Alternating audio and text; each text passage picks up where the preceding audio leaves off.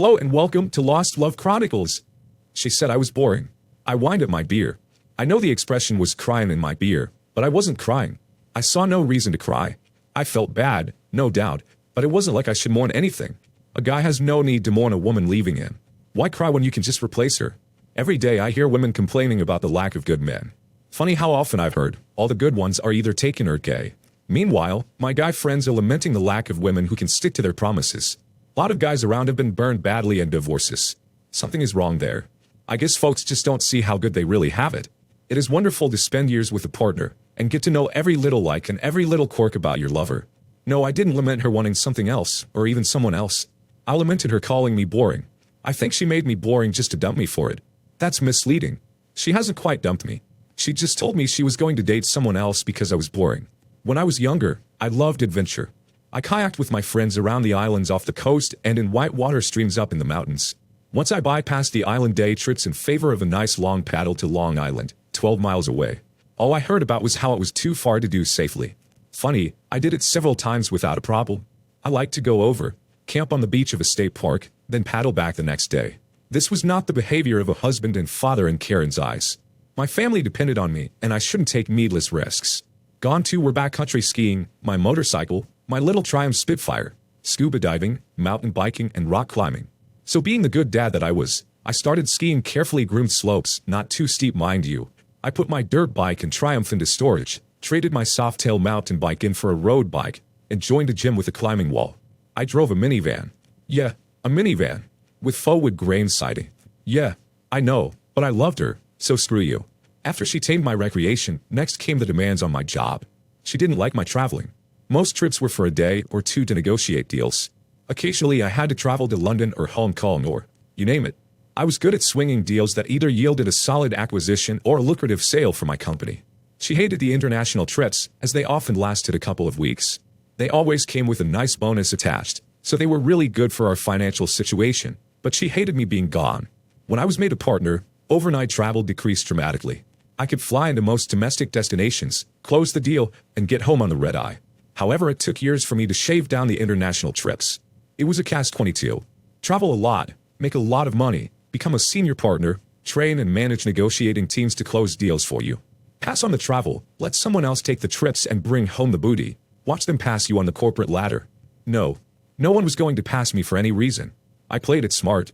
I managed to combine reasons to travel, so one trip could result in multiple kudos for my chase for partnership. I was the first in my company to embrace teleconferencing for doing the legwork. I was careful to charter small jets for my teams so we could maximize our time on the ground. It cost me some good chunks out of my bonuses, but it was worth it in the long run. I climbed that ladder, Karen was happier, and everybody was safe. But damn it, I was bored. I gave everything up to conform to her priorities, and I'm boring. WTF. So screw her, I thought. Let her go find whatever excitement she's looking for. In the meantime, I'm gonna go back to the me I liked so much way back when.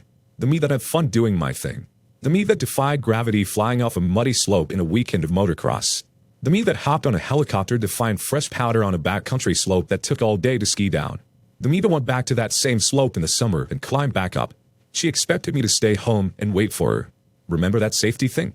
Well, I was supposed to be on call to come help her if she got in trouble on her date. Seriously.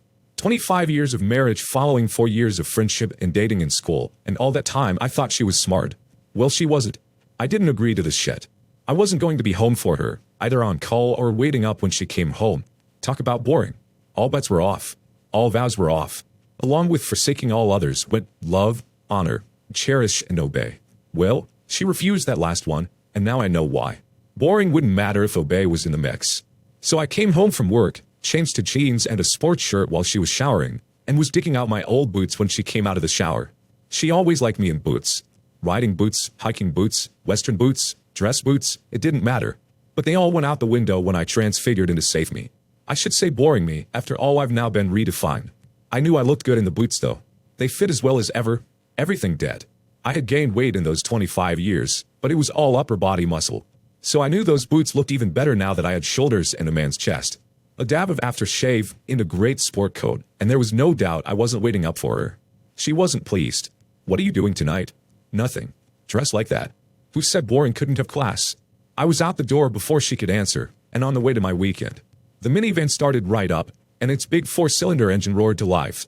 Maybe it purred to life. All right, I can't fool you. The minivan sputtered and knocked its way into action. To its credit, it had sputtered up the driveway and turned towards town before Karen could get something on, and I smirked as I saw her pop out of the front door in her robe. It wasn't long before my cell phone rang, and I let it go to voicemail. I have prepared a new message just for the occasion. Hi, this is Dale. I'm unable to come to the phone tonight because I'm either busy driving or being boring. If you need excitement, call my wife Karen at 555-4269. She'll be happy to talk about me. Otherwise, leave a message, and I'll get back to you as soon as I can. But don't be surprised if that isn't real soon. Maybe Monday. Ciao. First stop, get rid of this piece of crap van. I was sick of driving something with full wood siding. I needed something rugged, yet elegant. I'd settle for something with real wood siding even, like an old Willis wagon. It'd look really good with a surfboard on top, right? I couldn't find the right combination. Or an old Willis Woody. I like riding that now that I'm free from that old boring-making, spirit-killing ball and chain. Oh, that felt good to say. So nothing that felt both elegant and rigged used to mean give up. Boring me would have stashed the checkbook from the money market account we used to save and gone home. No ducking way I was going home. I bought one of each. I bought a rugged car and an elegant car. The Mercedes dealer was happy to set me up with a spiffy convertible. Trace elegant MES Amos. Nothing is more elegant than a guy who drives a Mercedes convertible and knows how to say very elegant my friends in French. I know, I miss the accents, but I don't care. I'm no longer boring and looking them up would have been. Wait for it. You know it's coming. Boring. The dealer also had a great big-ass Jeep in his used car inventory, complete with mean-ass lifters, fat-ass knobby tires, bright-ass fog lights, and an awesome loud-ass train horn in addition to a dozen other aftermarket improvements. I drove off in the Jeep with the convertible being delivered to my home, and locked up in the driveway Sunday morning. Boring, she said. The me I was never about boring. The me she created was a terrible drag.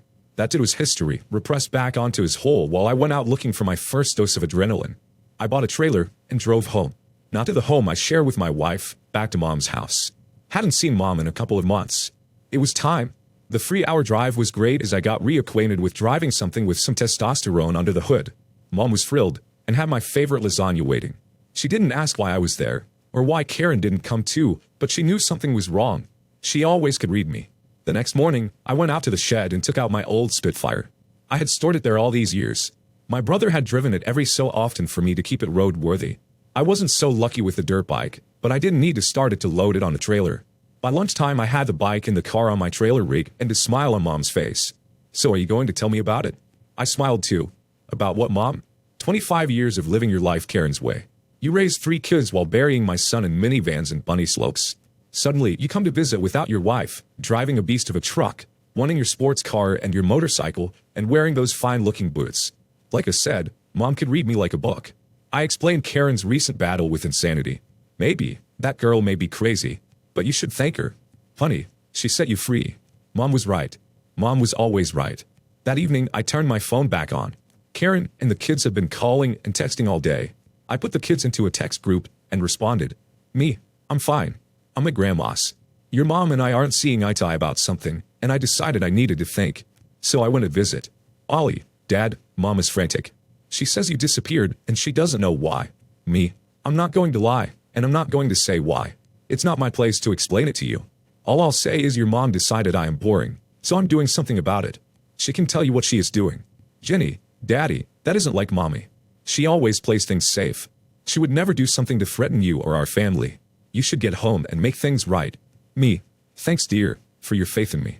Before you crucify me for this little episode, why don't you get the truth out of your mom? Daniel, Dad, we aren't blaming anyone. We just want you to know we love you both, and just want the best. Me, thanks son. Let me know when you've talked to your mother. I spent the night with Mom laughing at a cheesy old movie, and was about to turn in when my text alert dinged. Jenny, I'm sorry Daddy. I can't believe Mommy went out with another man. Me, I know sweetie. Jenny, what are you going to do? Me, I'm going to live my life, like always. I'm just not going to worry about your mom's roles for living, because if they really mattered, she would have followed the rules for marriage that we both agreed to. Not happening, kids. She set me free. I can live the way I want to. Daniel, hi Dad. I get it. Kiss Grandma for me, and when I come get home next weekend, I want to ride in the Spitfire. Me, LOL, yeah, you guys read me as well as your grandma. Ollie, you'd better believe it. And we expect a ski vacation for spring break? Someplace with a helicopter instead of a T-bar? What can I say? My kids knew the things I used to do, and the things I really loved. They saw pictures of me skiing and Muddy from motocross riding. Me, you bet. I'm thinking Beth. Get yourselves in shape. That country trails are fun, but they're hard work. Boring, she said. Sunday morning saw Mom and I at our favorite bagel shop. I stuck around and helped her with some chores around the house.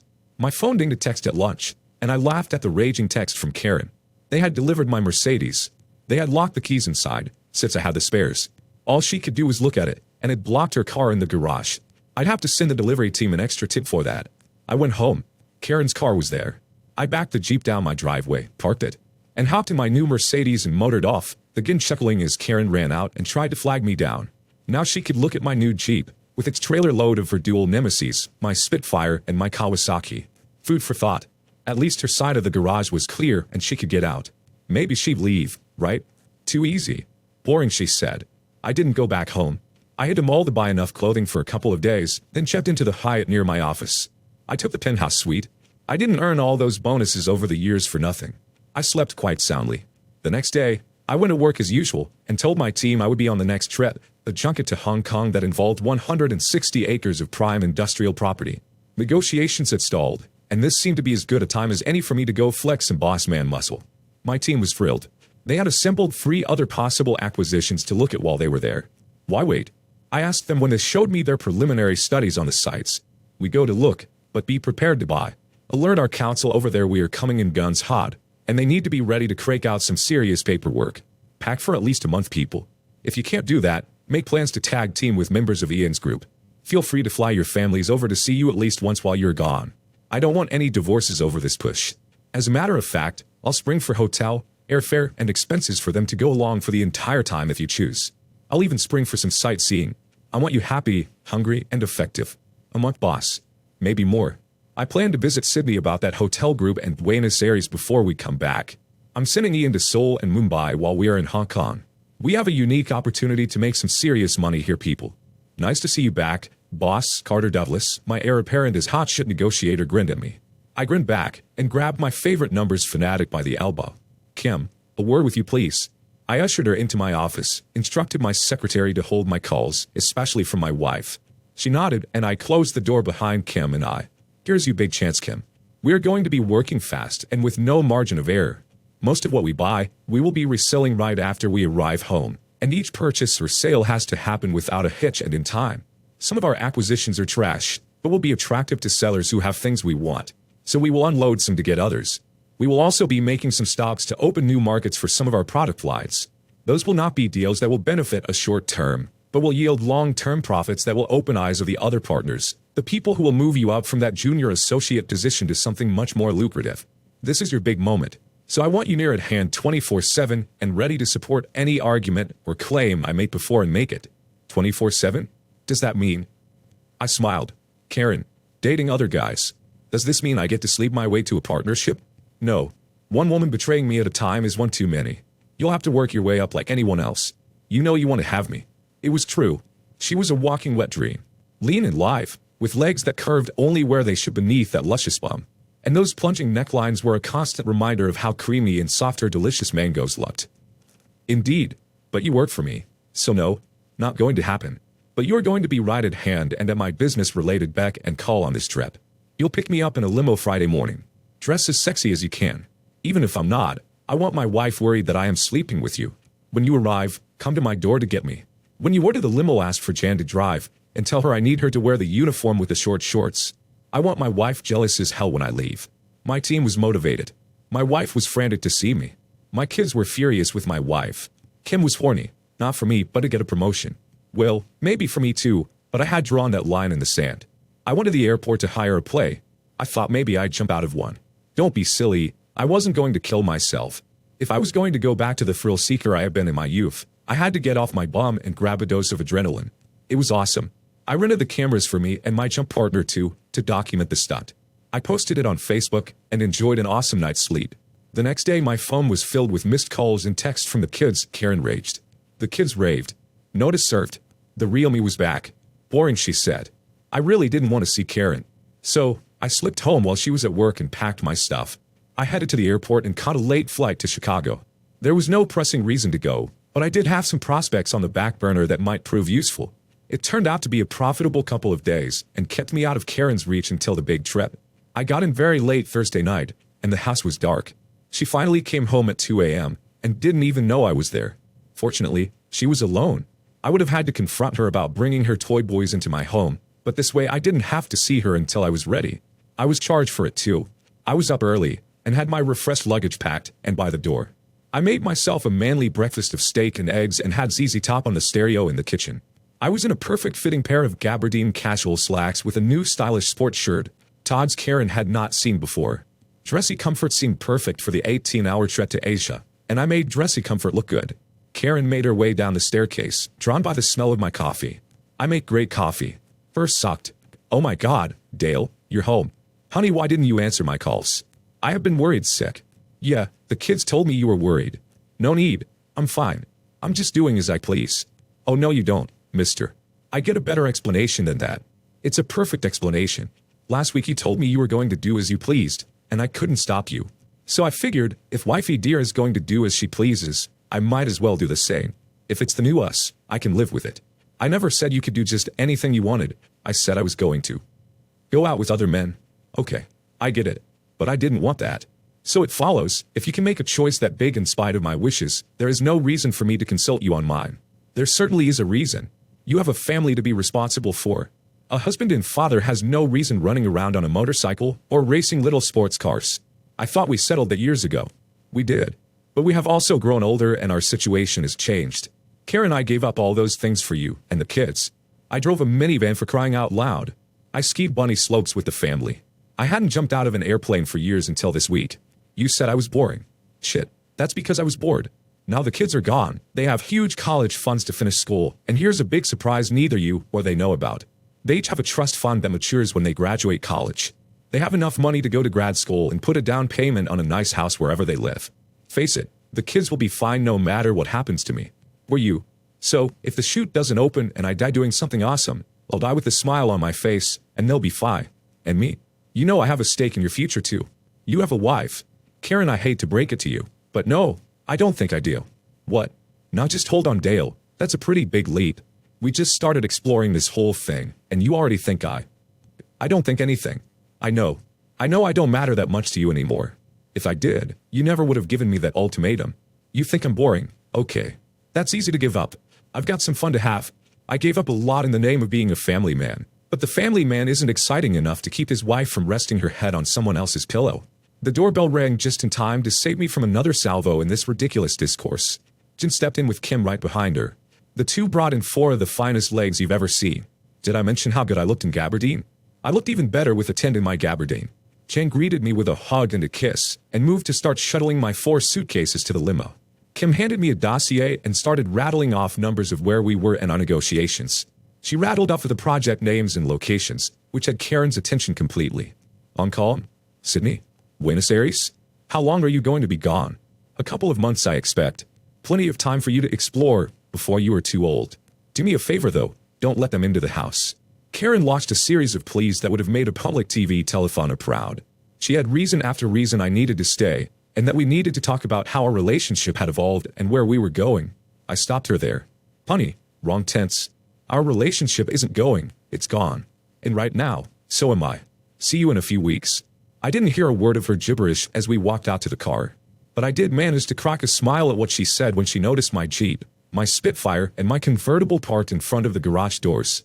All 3 garage doors, including the door her car lurked behind. Of course, what she said was too foul for me to write, even here. Hong Kong was fantastic. Kim was in the suite beside me, so she was right there 24/7, but only in a good business-like way, as we both had agreed.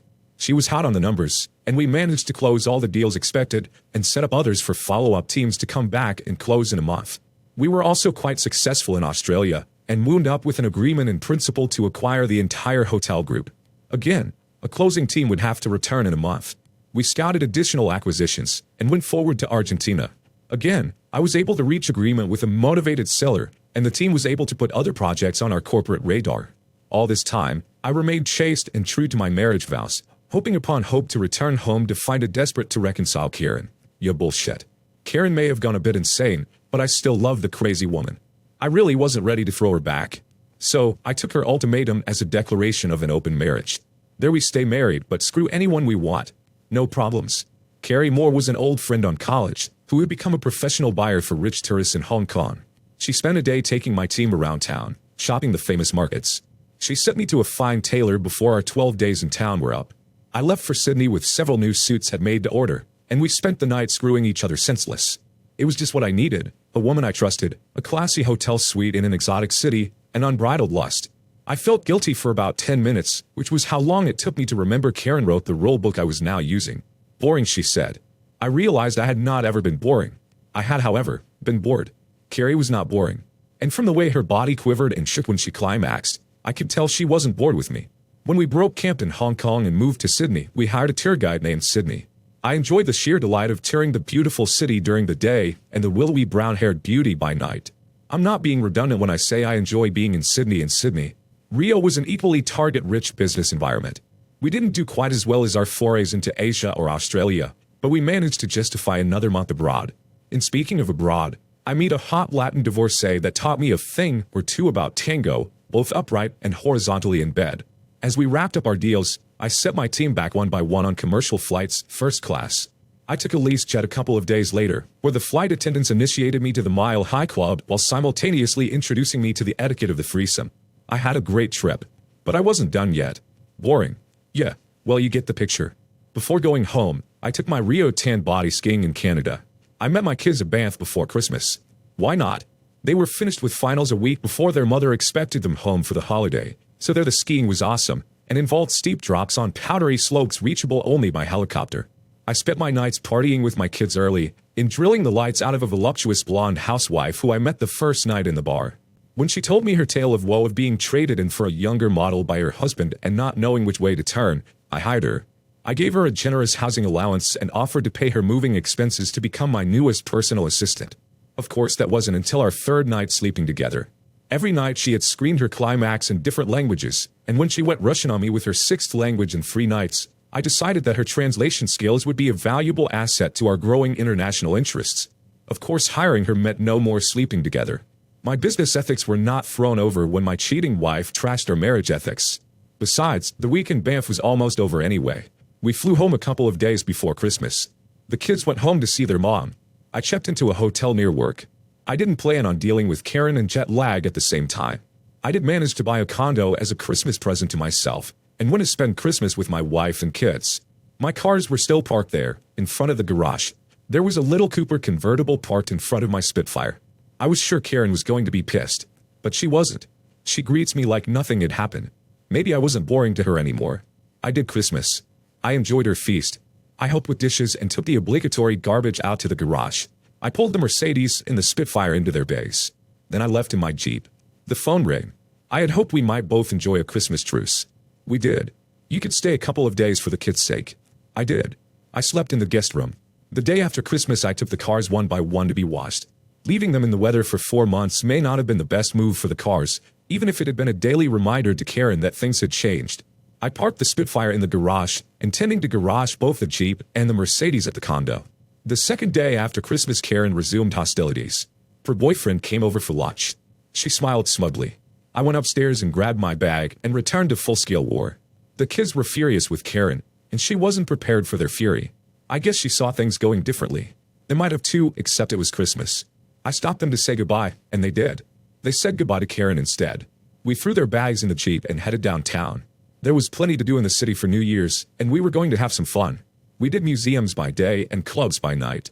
Both kids had friends nearby, so all 3 of us got chances to hang together or break away. I also managed some alone time, which I didn't spend alone. By the time I went back to work, I had heard enough music, visited enough museums, eaten enough fine food, and drunk plenty of fine wine and whiskey to last a lifetime. I settled into a routine that wasn't routine. My assault on the Southern Hemisphere that fall had given me new stature in the company, but had also garnered the attention of our competitors. I was actively courted by other companies who were impressed by our sudden flex of muscle. I didn't hide the fact from my team. In fact, I told them if I left, I was taking them along. Of course, word of what was brewing spread to the senior partners. I was called to the boss office. Karen's grandfather had started this company, and her father had expanded the business into a diversified giant that included a variety of manufacturing concerns. I had been hired when I married Karen and began as a low-level analyst, which fit perfectly with my educational background. I was given nothing special, and even signed a prenup to prevent me from ever laying claim to Karen's eventual inheritance of the company, which was still almost completely owned by her dad. I got along fine with Mr. Adams, but we were not exceptionally friendly.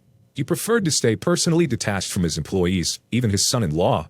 I originally found it odd, but as I rose through the ranks realized how it allowed him to avoid favoritism and adopted the same stance. Hence, I refused to sleep with Kim, or even play golf with my associates. Business is business. So I wasn't surprised when Adams cut right to the chase. Business is business. It seems a lot has changed for you in the last few months. You've done quite well at work, but seem to have lost a battle or two with my daughter. Do I have to worry about you? I leaned back into the plushness of the little chair in front of his desk. I knew the psychology of a short chair in front of the desk and a tall chair behind. Towering over an opponent is a dominant position. I guess they never saw those movies where the downed swordsman thrusts upwards into the exposed soft underbelly of the dominant warrior as he winds out for the final lethal stroke. Yes, sir, you do. After 25 years with this firm, I'm still a lowly junior partner. I have brought in more business in the last 5 years than any other manager, and my agent blitz this last year was unparalleled. My earned bonus was accordingly higher than any other employee, including your divisional presidents. Yet here I am, junior partner. So I'm thinking of taking the standard severance and moving on. Dale, I can't promote you like anyone else. You're my son-in-law. How would that look? I understand. Business is business. But that cuts both ways. Business is business for me means taking an offer that reflects my ability. I can be a full partner tomorrow at Woodford Unlimited or Mark Manufacturing. I would expect some loyalty from my son-in-law. Slick. Business is business when you're keeping me down. But when it benefits you, suddenly loyalty is important. While we're on the topic of family loyalty, I wonder if you'd be willing to chat about what you did to teach that lesson to your daughter. Because you failed. Dale, I'm sorry. That's another thing. Why are you Mr. Adams while I'm Dale? Business is business.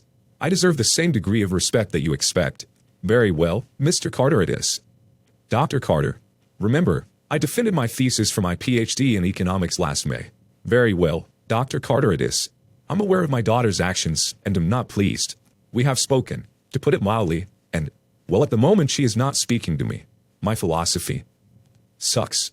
I broke in to finish his thought for him. Your philosophy on loyalty is totally out of sync with the rest of the world.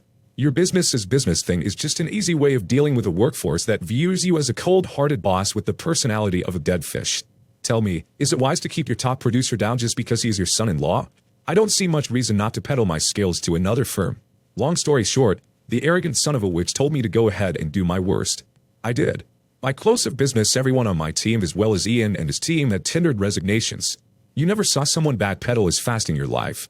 Senior partnership for me with a significant raise. Raises for both of our teams and the creation of a mergers and acquisitions division just for us. With my professional and financial future secured, I turned to my personal life. I rode my bike on wild trails and dirt tracks alike. I even raced motocross. I rode downhill on my mountain bike and got muddy. I looked good muddy and tired, and played with a couple of biker chicks that thought it was hot. One was a Harley girl who liked my style on the motocross and thought I was pretty hot on the jumps for an old guy. Then she told me to give her a call when I got something bigger than my dirt bike between my legs. I told her what's between my legs was going to need more than 2 wheels. As I loaded my bike onto the rig behind my beast Jeep, she put the Harley on with my Kawasaki, and we spent the night discussing the merits of nimbleness or raw power and our crotch rockets. Yes, we compared the bikes too between sweaty, sticky, moaning, groaning, rocket maneuverettes. I skied more than Banff. I skied Tuckerman's, and when the summer heat closed that venerable slope on Mount Washington, I found some excellent adrenaline-craking slopes and glaciers of the Pyrenees. It's funny seeing half-naked women basking in the sun at a high-altitude lodge right beside a snowy slope. It's even more fun watching them remove the rest of their clothing in your hotel room later on. I finished enough tandem jumps out of a perfectly good airplane to qualify to jump alone. So I did. The same instructor gave me enough hours and a sailplane to solo. So I did.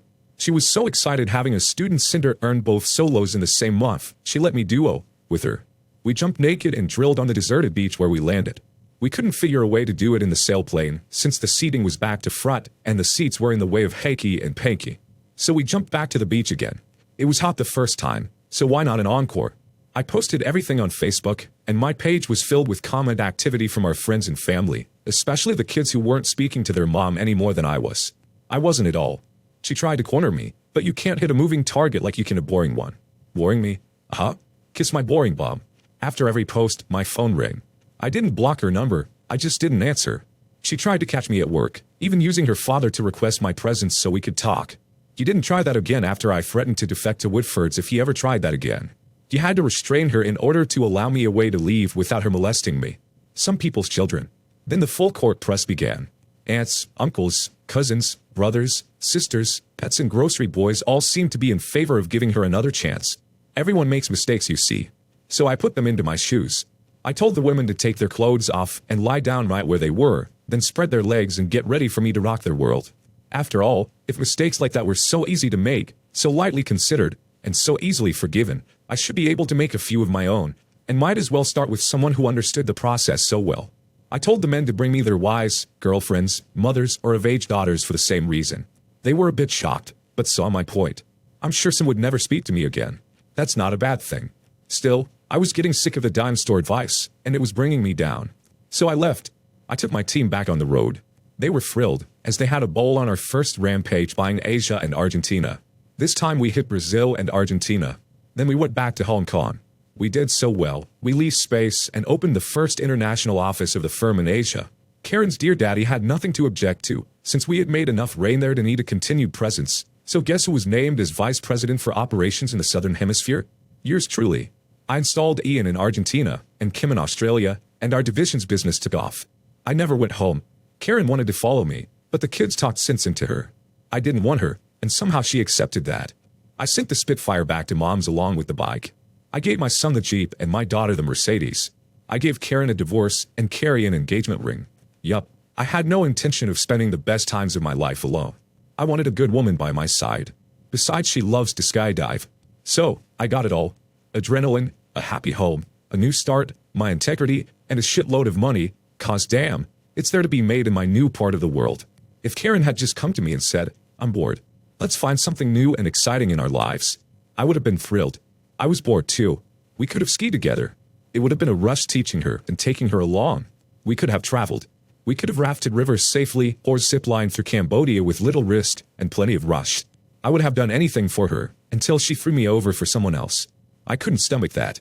I hear she is intensely unhappy with the dating scene. She finds the guys available lacking.